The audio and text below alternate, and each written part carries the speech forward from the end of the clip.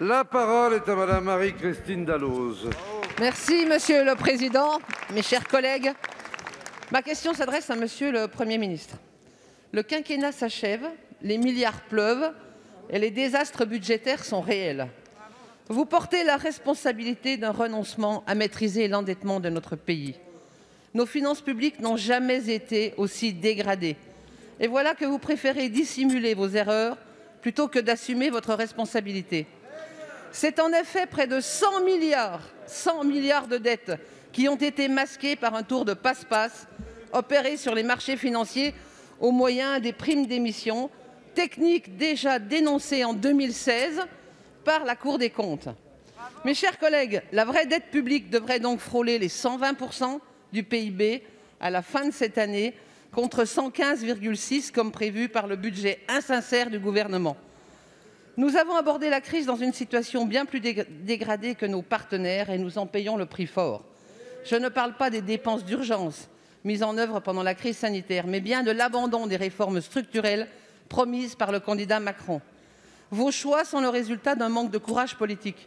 La réalité, c'est que la comptabilité du « en même temps » laissera des traces indélébiles sur nos finances publiques. Et la France subit un véritable déclassement au plan européen.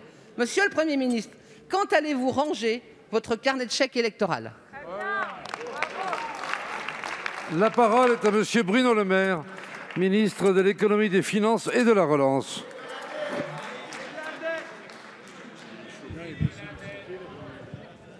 Madame la députée, nous avons affronté au cours des 15 dernières années 2 crises.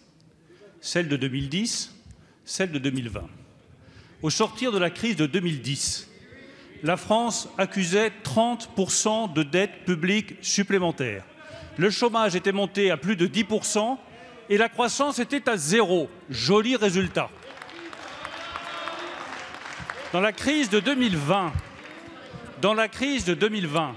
nous avons augmenté la dette de 26 points, pas de 30, mais nous avons une croissance qui va dépasser les 6% en 2021. Nous avons retrouvé le niveau d'activité d'avant-crise plutôt que prévu. Nous avons le taux d'emploi le plus élevé depuis 50 ans et nous avons une des croissances les meilleures de la zone euro. Jugez la différence, les Français la jugeront, entre ceux qui savent gérer une crise et ceux qui ont échoué.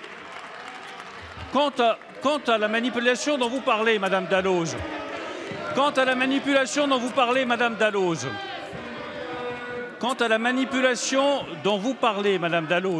sur les émissions de dette, vous savez parfaitement, car vous êtes une spécialiste de la Commission des finances, que lorsqu'on émet une dette à un taux d'intérêt négatif parce que la situation économique est bonne, il est d'usage, en France comme dans tous les pays européens, de récupérer l'argent qui est lié à l'émission négative de la dette pour que cela participe au désendettement. Cette pratique n'est pas française, elle est européenne, elle est acceptée par tous les instituts comptables. N'allez pas chercher des difficultés là où il n'y en a pas. Il y en a déjà suffisamment à résoudre pour que vous n'en rajoutiez pas.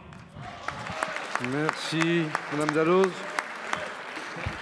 vous avez la parole. Monsieur le ministre des Finances et de l'Économie, premièrement, les 100 milliards, ce n'est jamais été à ce niveau-là. C'est votre marque de fabrique. Deuxièmement, les dépenses publiques aujourd'hui, avec vous, et c'est votre majorité, elles ont explosé par rapport au quinquennat de François Hollande, qui n'était quand même pas une réussite sur le sujet. Donc vous ne pouvez pas être fiers de ça.